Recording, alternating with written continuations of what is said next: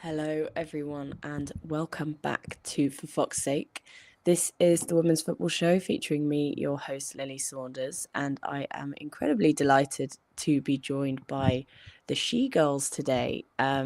This is Duncan Price, the owner and founder of Brighton Hove Albion Supporters Club, the SheGulls, which is an excellent name, by the way. Thank you. Yeah, we always get And compliments on that. Yeah, and you run a fantastic blog, which I've been perusing through this afternoon. So thank you very much for hopping on our podcast today, Duncan. Welcome. Very happy to be here. Brilliant. So we were chatting earlier, and you said that you've had a chance to look at the Leicester City Aston Villa game. Obviously, pretty. I think Ellen White described it as gut wrenching, and I think that perfectly sums it up. From a Leicester perspective, it's sixth defeat in a row. And I think just probably a lot of frustration, considering our position at half time, 1-0 up. So yeah, what did you make of the game, Duncan? What are your general thoughts? I was quite impressed with Leicester. Certainly, like you say, in the first half. I think there's a lot of teams probably outside of the top four who, on any given day, can kind of step up, or equally they can have a bad day or whatever it is, bad half, or bad period in the game. Or equally, they can have good period, so on and so forth. I think that's the danger sometimes. Is if you put together a really good first half, but then it doesn't quite go on, you don't go on to get that second goal, or whatever it may be. Obviously the opposition get one back in this case. It can be then hard to sort of turn the tide, as it were. So yeah, I think I thought it was a good game. It was quite tense in periods, and obviously I think Leicester, having gone 1-0 down, beg your pardon, gone 1-0 up, wanted to obviously try and score that second, but you could kind of tell there was a little bit in the back of the mind of not conceding at the same time. Yeah, I thought overall they played well, and I think a draw probably would have made sense, would have been a fairer result, but that's the way it goes sometimes, isn't it? No, it is, and I think they done so well to put themselves in that position. But considering how hard goals have been to come by for Leicester and how much difficulty um, kind of the attacking lineups have had with putting the ball in the back of the net, there definitely was a sense I felt that, like, don't concede, set on the 1-0 and try and see the game out. And that's a very difficult position to be in, I think, at half time, is to decide whether to push on for a second goal or whether to try and shut up shop. And I think the way that they conceded so early in the second half really changed the momentum. It kind of took the wind out of their sails, I think. So I do agree. It made for some very tense watching, I have to say. But Leicester did surprisingly well to score in a game where they had considerable lack of attacking kind of opportunities or players. So Mouchon, who played in the game against Liverpool, was unfortunately out with an injury. They were without Sarah Mailing, obviously playing against her parent club, who has done a lot, I think, in terms of playing in that wing back position and peppering the box with some brilliant crosses. So it was a shame not to have her. Obviously, Rantala is still out with and coming back from her injury, and same with Denny Draper, the youngster. So it felt like, when it was 1-1, come 60 minutes, and you're bringing on Rachel Williams and then later on Rosella Ryan, it felt like Leicester didn't really have anything more to offer. Would you agree with that, Duncan? I would, and it's something that I definitely sympathise with, because we have a very, very similar problem at Brighton. So a lot of the games, I go through the exact same sort of gamut of emotions and feelings that you guys do with Leicester, that I do with Brighton, and I don't. It's hard to put your finger on it. Sometimes, like you say, it is injuries. Sometimes it's recruitment. There were quite a few teams who obviously strengthened in January. and strengthened quite well. So there have been sort of the second half of the season. I mean, Liverpool, for example, have been a totally different team. So you kind of go into these games thinking, oh, we've got a chance here, or oh, we ought to beat them, or so on and so forth. And then you actually get into the game and you think, well, they're not. They probably are. A bit better in certain areas than we are, and the game is a bit more even than it should be, and things like that. So I think Aston Villa are a tricky team to play against. I think they're a bit of a mixed bag. You don't know exactly what you're going to get with them, and I think that's probably why they sort of sit where they do in the table. And again, very similar to the Albion, you kind of don't know which team is turning up sometimes. But yeah, I mean, as a team who kind of had a striker who obviously was our kind of hoping to be our sort of goal scoring threat, Michelle Adjman, go down in October and then not really replace her in the January. Exactly like you say, there are players that you bring on and you think, okay, well, that is an attacking substitute, but equally, it's probably not necessarily going to be the game changer that you would hope. So I think every team is looking for good goal scoring options, and obviously, if you're quite thin on the ground with those, or you have players that are injured, you mentioned like Rantala, who is always plays good against us. I think she got injured against us actually, so sorry about that. It's harder for teams at the lower end of the table, again, particularly outside the top four, to cope with losing those players. Because the players that we're going to have on the bench are not necessarily, beating down the door, to get into the team because of the level we're at. So, to me, Leicester did what they could, but again, it was probably just not quite enough. And then obviously Soslaw, Villa go on to score the winner late on. So Yeah, I mean, and that winner, you could argue Leipzig should have done better, perhaps, with that goal.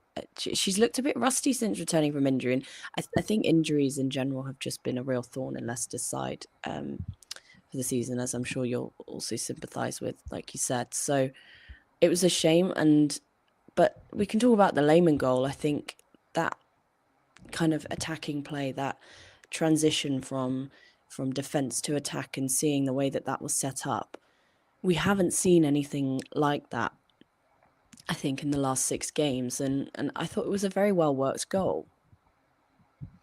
Yeah, it certainly showed that the ability to score that type of goal was there. Like you say, it's not necessarily something you were had an eye on, or you thought that it was going to happen, or like there'd been much precedent of up till then.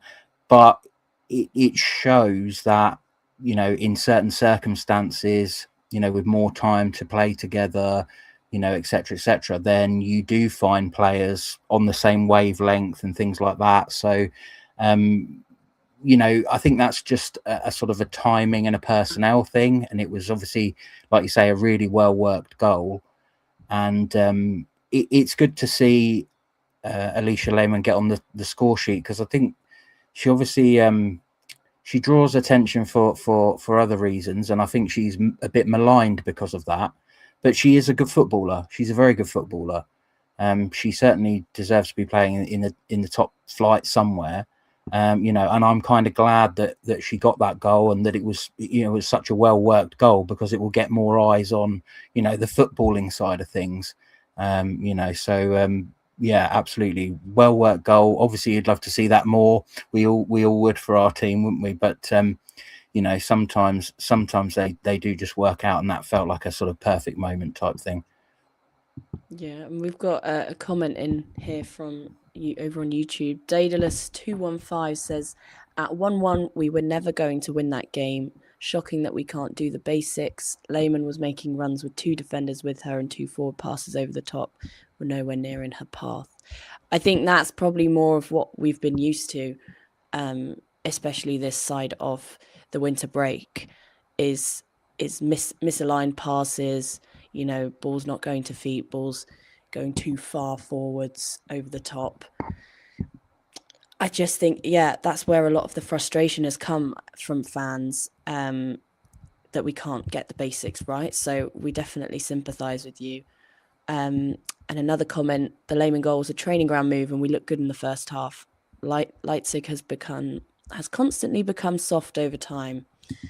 Yeah, I just think it's coming back from injury. She's just not looked the same. It was a similar sort of mistake in the Liverpool game, that let in that first goal. So we hope that she can get back to her best. Obviously, with Olivia Clark out, she's really our only option. So yeah, well, a frustrating game to watch. Real disappointment in terms of Leicester's kind of position at the moment, fighting to get out of that 12th place in the table in the bottom. Hopefully, we can get ourselves out of there. Rick Passmore seems to think that we will. You know, he's been very kind of adamant that saying that the tide will turn, can't turn our backs on the challenge. So it's nice to see, Duncan, isn't it, when a coach still has that belief and is willing to stand up for his side, in front of media and in front of the fans. Would you agree? Yeah, absolutely. I think it's one of those things where if you don't believe you can go into games and win, then you're probably in the wrong job. I think there's a bit of a misnomer where people say, "Oh, well, they play this game or whatever. They might be happy with the draw." I genuinely don't think any managers or players think like that. I think we as fans, to a certain extent, we have half a mind on that. But I just think it's the mark of elite coaches and managers and players that you're not beaten until the whistle's blown and you haven't scored as many goals as the opposition, sort of thing. So I think he believes it. I think he's genuine, but also he wants to instill that into the players. And there were you could see elements of that on on the weekend. I think the difficulty is, and again, this is something that we share at Brighton, is when the going gets tough, sometimes the head goes down, and there isn't that mentality of overcoming it, which kind of the top four and certain players who have played a long time and stuff will have. So it's always a balance. But no, I mean, from the manager's perspective, he always says the right things. He's always backing the team. And I should imagine they take a lot of pride from that, and they're certainly not not winning games because of a lack of support from the staff and from those around them. So I think that's he's doing exactly the right thing, and I'm sure he will until the last day of the season. He will. Oh, I'm sure. I'm sure of it. He's always the positive guy, positive voice. So we've got to keep the fans behind the girls, and I'm sure we'll get over the line. I'm sure of it. So let's talk a bit about SheGulls then, Duncan, because it's a similar kind of outset as here over here on For Fox's Sake, but yeah, how and why did SheGulls start? We're very curious to know. Yeah, it basically started in 2023. So I'd been a season ticket holder for the women for a season before that. As a lot of people were sort of inspired by Euro 2022. But I had actually I'd been to women's games and stuff before. We'd had a couple at the Amex before. We actually had an England international, I think in 2019, that I went to. So I was always following the women's game, but I wasn't invested in it. And then watching Euro 2022, I've got two daughters.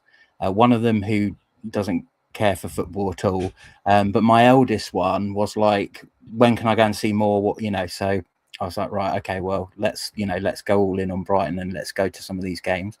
Also, it doesn't help that it's a bit more financially easier on the pocket as well to take. I don't have £1,000, unfortunately, to take to the men's ones, and nor would I at this stage, to be honest with you. I'm like I say, we're all in on the women, but I think after that first season, I started to look sort of beyond the people who sort of sat in the seats around me. We had the World Cup, obviously, and get to the final. And I sort of thought, oh, I'm really excited about the upcoming season. Have we got like Twitter handles? Have we got a supporters group? Have we got like a community? And essentially, sort of everywhere I looked, there was nothing really there. I think there was one small sort of channel on Instagram where they were kind of doing a few bits and bobs, but it was more like graphics and stuff like that. It wasn't kind of interacting with other fans so much. So yeah, that's where SheGulls was born.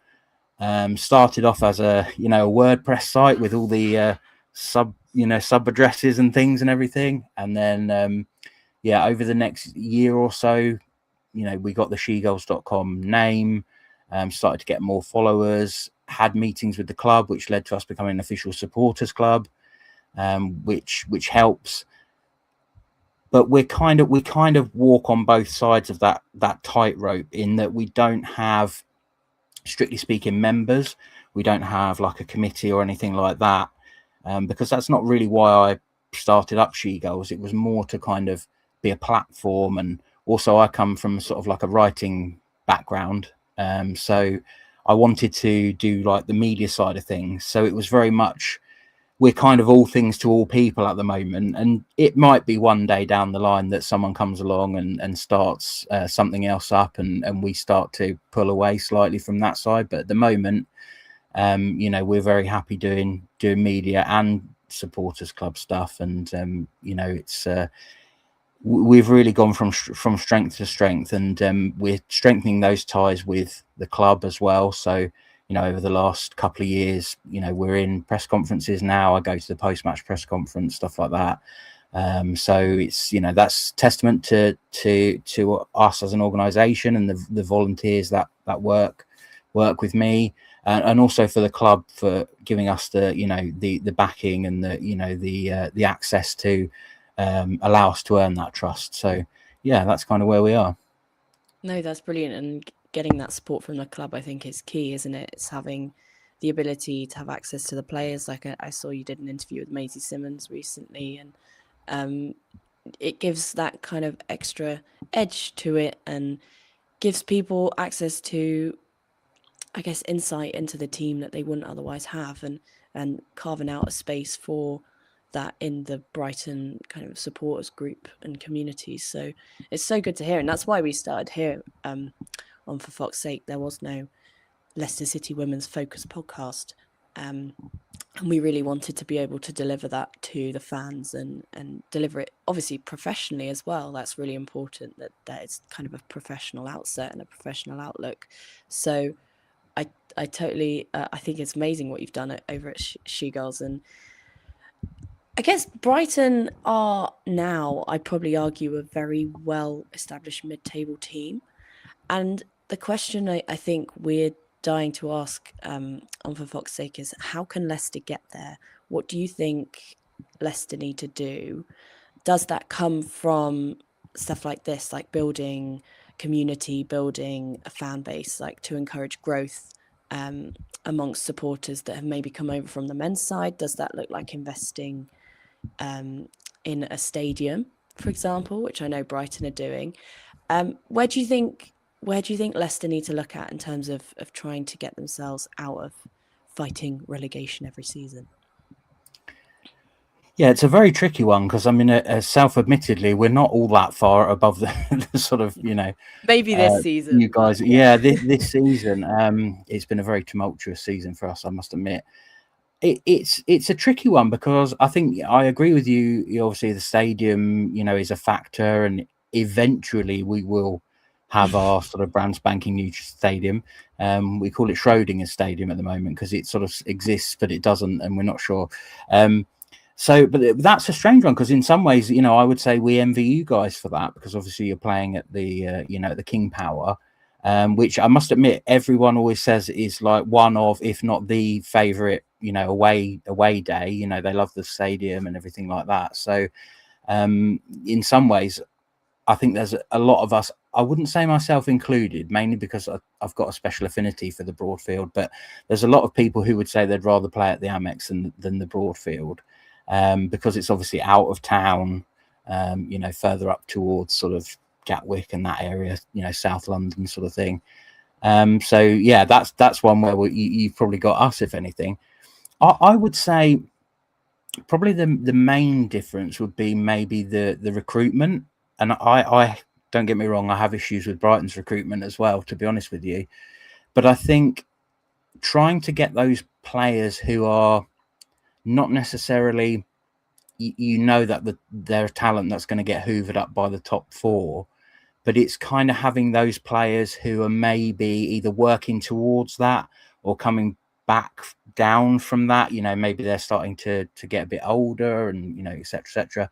Obviously, Frank Kirby springs to mind from our perspective, although obviously that comes with the fact that she struggles to get through every single game of the whole season. She'll inevitably go down for 3-4 games here and 1 or 2 there, sort of thing. That's just the rough with the smooth sort of thing.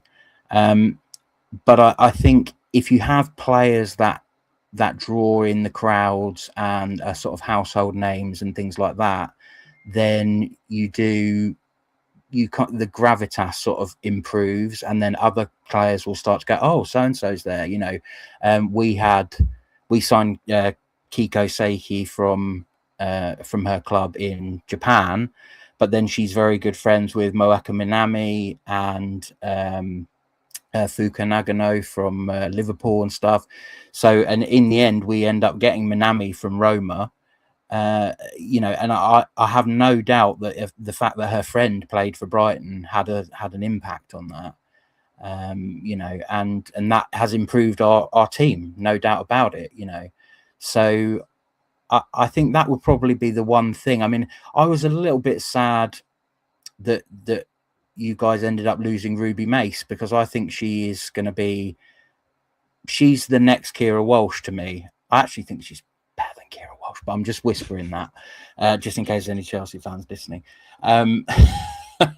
But yeah, I think that is what I would love Brighton to do, and I think that would probably be a good thing for Leicester to do, is try and identify those players who are next on the totem pole, because naturally that will elevate you up the league.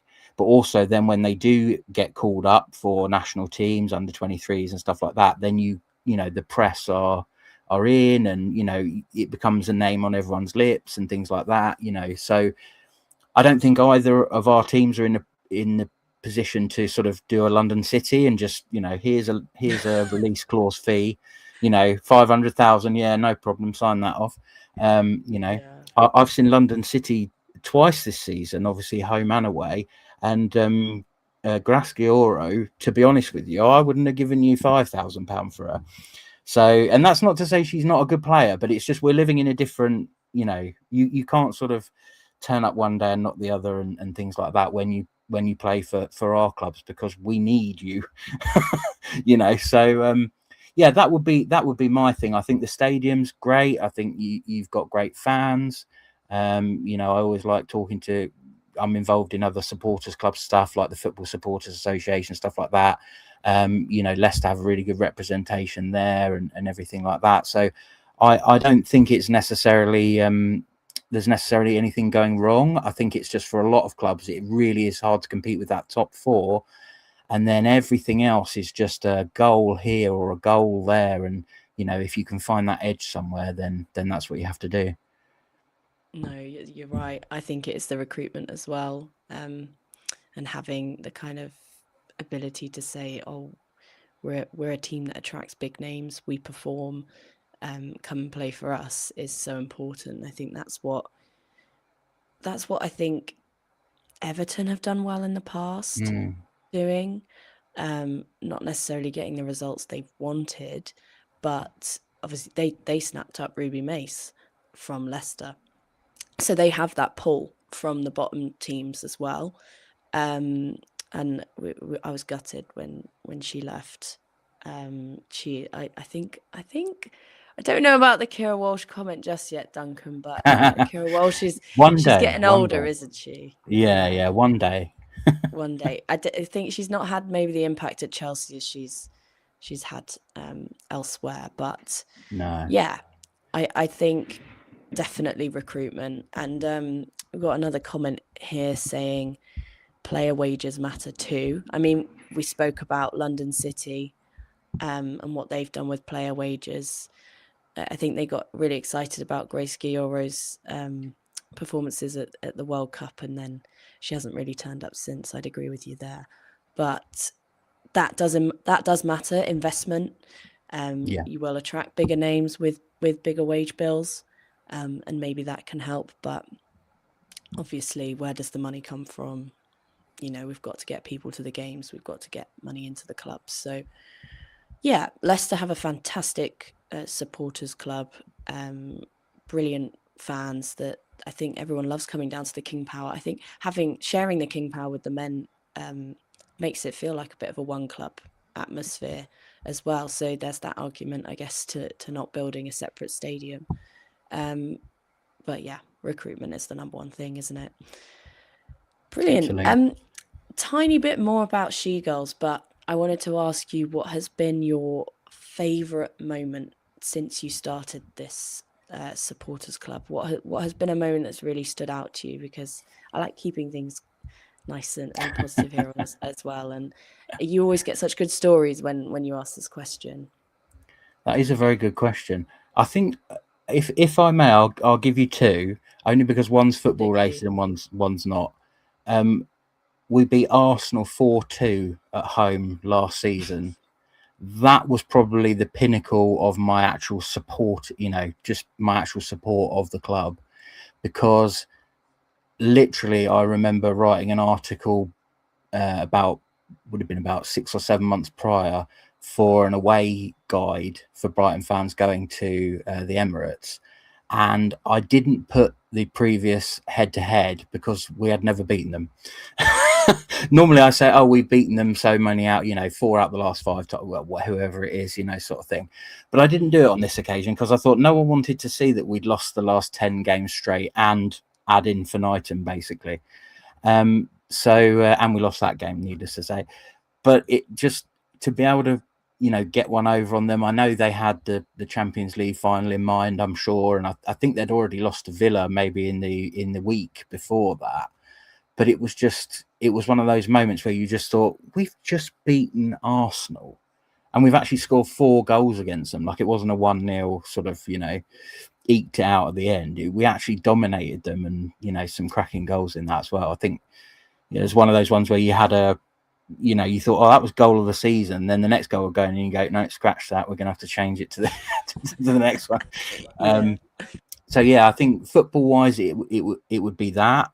I think probably as SheGulls, I would say we have always done something for International Women's Day. We've always sort of tried to promote it on our channels, and we've always donated to a local charity or whatever. We're not talking about tons and tons of money, but just something to sort of local charities and stuff.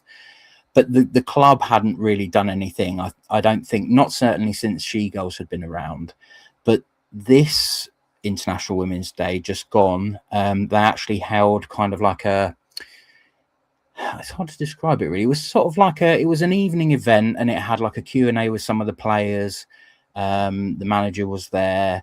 There was also some other athletes from other sports and things like that. And it just really felt we were invited as part of SheGulls, and I was able to take quite a few guests. I think there's 5 or 6 of us who work on SheGulls in some capacity. Yeah, it was a really incredible night. There were lots of incredible female athletes there.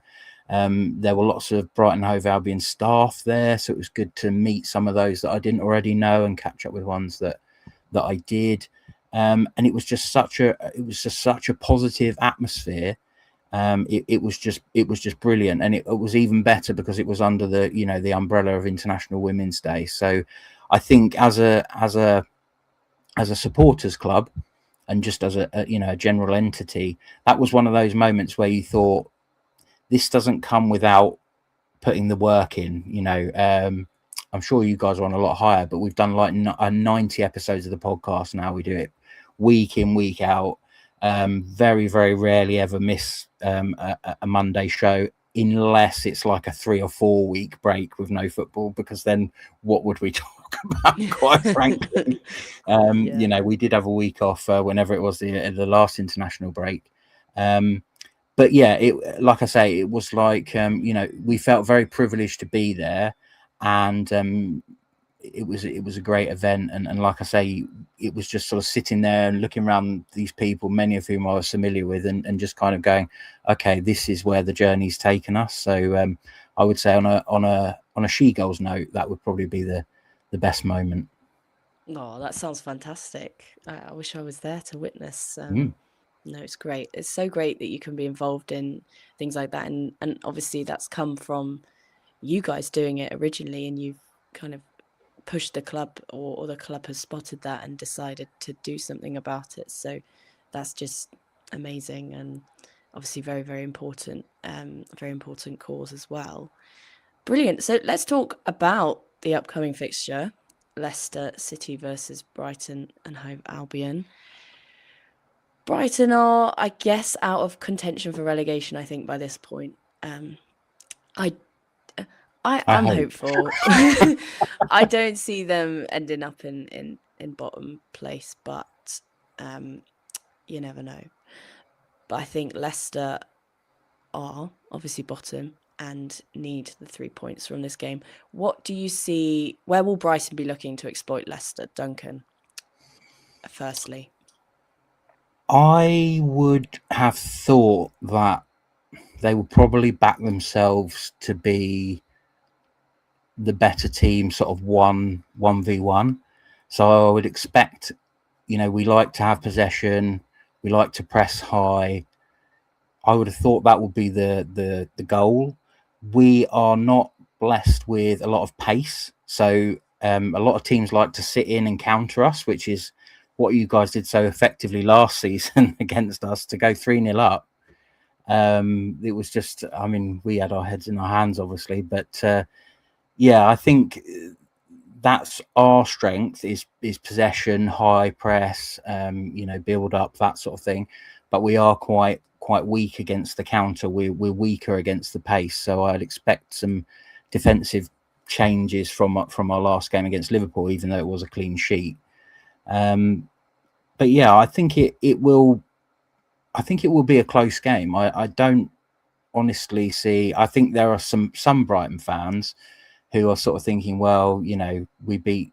I think it was 4-1 in the reverse fixture, but it's a different story. Leicester in a different position. We're in a different position. Injuries, for both teams and things like that. It's. I think it will be quite close.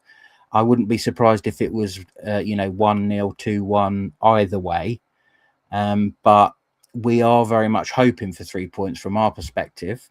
Of course we are, but mainly because I think we play our last 4 games are 4 of the top 5 teams.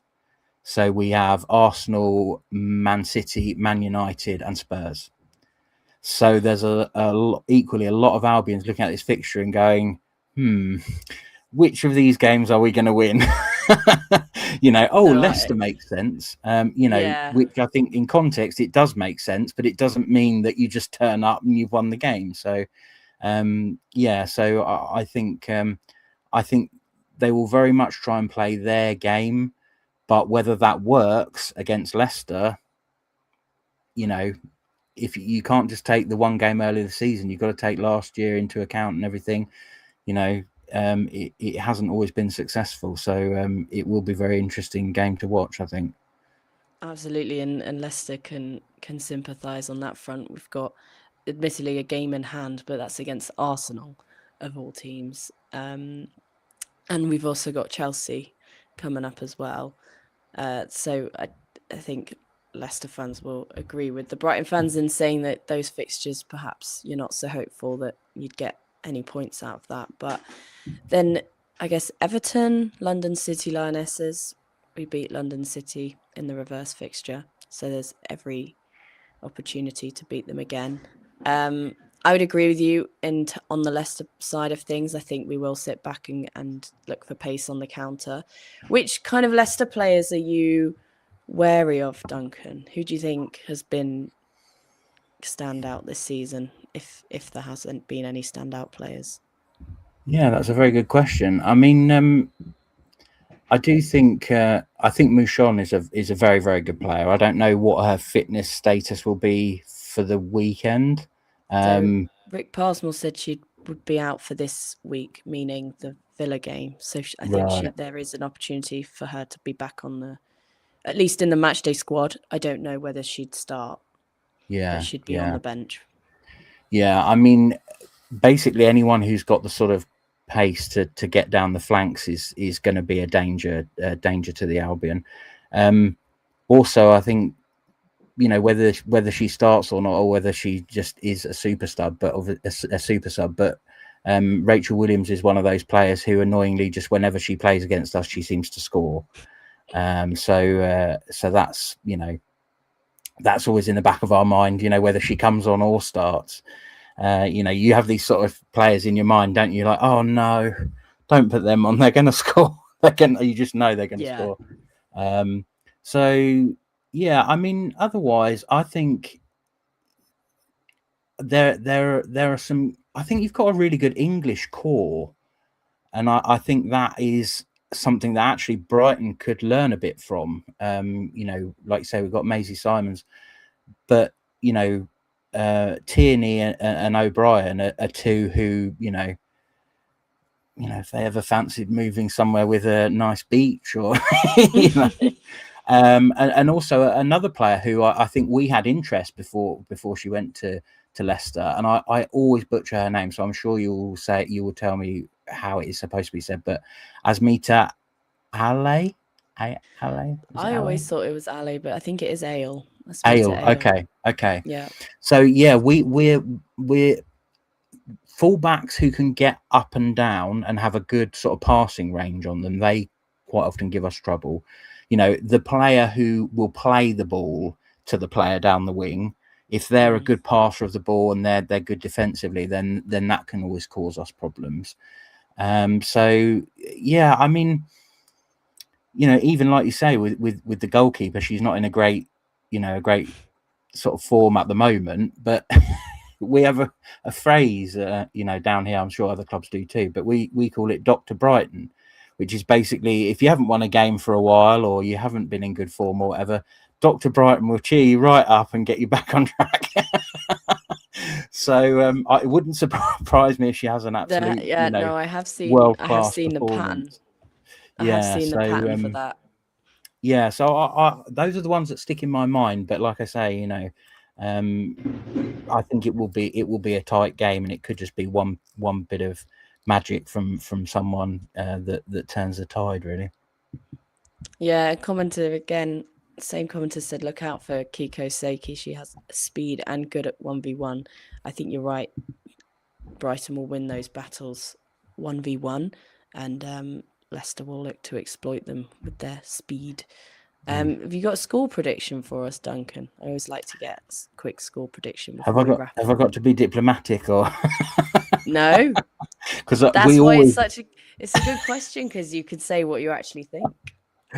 because we always pick Brighton to win on our podcast, so I think it's just like an unwritten rule. But I'm So gonna do I. say 1-0 to Brighton, but it wouldn't surprise me if it was 1-0 to Leicester or a one goal swing. Or I genuinely don't see either team sort of winning every battle pillar to post and it being a sort of a you know a, I mean, it was a tale of two halves last season at the King Power, really, wasn't it? Because obviously, you guys go 3-0 up, and then the second half was just like siege after siege after siege. You sort of thought if we'd had 10 more minutes, we might have got a 3-3, but that's not how football works. So, yeah, I'm going to say a cautious 1-0 for Brighton, but like I say, I mean, it would not shock me if it was a draw or or Leicester nicked it somehow. So. Yeah. How No, about you? I'm always positive on this podcast. I always go for Leicester. Yeah. The only time I didn't was when they played Manchester City. Or maybe I did. Maybe I said 2-1. Actually, I think I did say 2-1 Leicester against Man City. Always the positivity princess You have over to be, here. don't you? You do, you do. Someone has to do it. Someone has to do it. I'm going to go 1-0 Leicester. I think it'll be very, very tight. And I think that it will be a margin of 1 goal either way. But I'll go 51% in the Leicester camp, I think, with that one. Okay, well, that concludes our episode. Thank you, everyone who watched. I think we hit about 16 views at one point, which is brilliant, maybe 17. So that is fantastic. Please keep watching the Women's Football Show. We love all your comments as well. You guys sharing your opinions. It's always great for us to have. As always, if you want to catch any more news, head on over to www.forfoxsake.news and you can subscribe for the price of a pint. And we'll bring you all the latest on the women's team, as well as everything else Leicester City related. So thank you very much to Duncan for coming on. It's been a pleasure having you. And yeah, all the best for the fixture. Obviously, not too much luck. Of course.